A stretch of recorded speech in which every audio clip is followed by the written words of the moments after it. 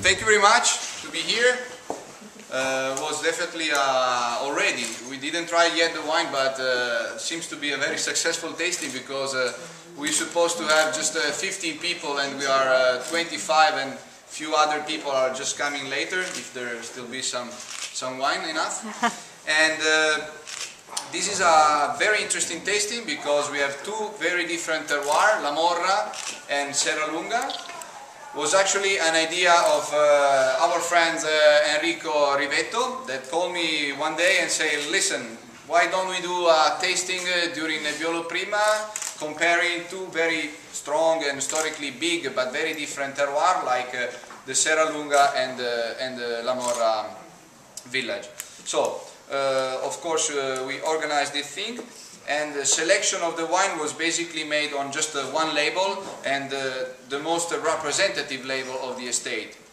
So we choose basically not only the top vintages that usually are the vintages that everybody know that are always the best, like 89 and 90, 96, 2001, 78, or this thing. But we try to put some very top vintages for reputation, and also in the middle some few other vintages that in the past were considered a little bit less interesting. Just because I think that after years sometimes you have very good.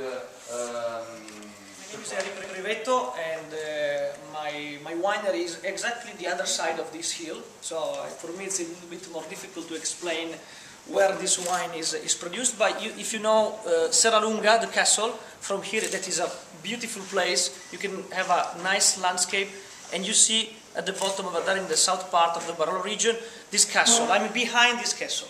There are two, I think, common points of our wineries. One is the historical, at the historical point of view, we are able to provide all the bottles, but is another very important common point that we have, I think, 90% of our property in the same place. So that's a great and big advantage. It's a great detail. We decide also to try with 192 and 194, so more difficult vintages. So we will see if this experiment it works. And just to give you an idea that we can also produce an acceptable Nebbiolo and Barolo even in a difficult vintage. So I think we can start pouring the wine in the glasses and talking a little bit about the different vintages and the characteristic of the vintage.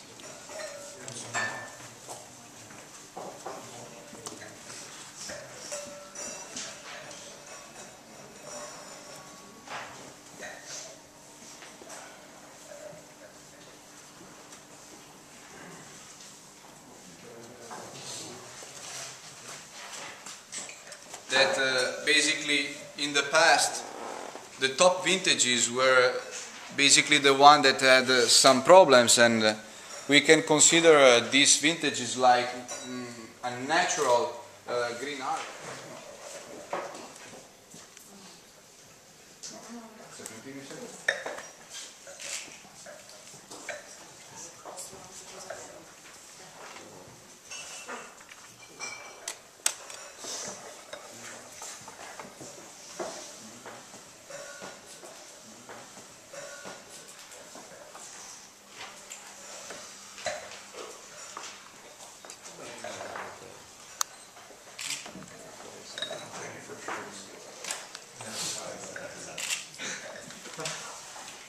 Now, I would like to just to focus your attention on one very important thing, of the changement also of the climate, because it's of course obvious that the climate in the last years changed.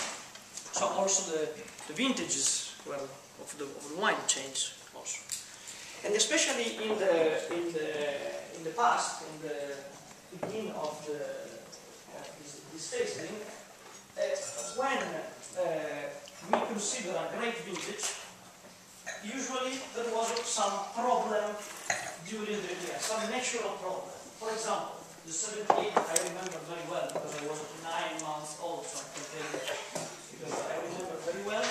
There was a problem of a lot of rain spring with difficult of blooming. So the production of 78 was very, very small. And that's what's happened. It was more concentrated, more concentration, more natural concentration. The 64, for example, I'm of course talking about the wines that we have here. We had a vintage that for that years was more warmer than normal. So for all these reasons, some natural, accidental reason, we had a great vintages. I would like to focus on the one, for me, very important components of the wine, which is the acidity. So the acidity are like, I think, the soul of the wine somehow. And I think especially in the very old one, the two very old one, the 58-64, you can feel how they still alive because the acidity. The tannins are very smooth, flat, but the acidity, I think, is one component that sometimes we forget on the Nebbiolo. Yes, but even the tannins, except the 99, that could be for me one step very different from the other, so it means younger. You feel that it will be not so evolved like the others, but the tannins from 58 to 94 are basically, if you don't look and if you don't know that are these vintages, if we just show you the wines like that without know the vintages, you probably just say that there are 10 years of differences, no more. This is what I think.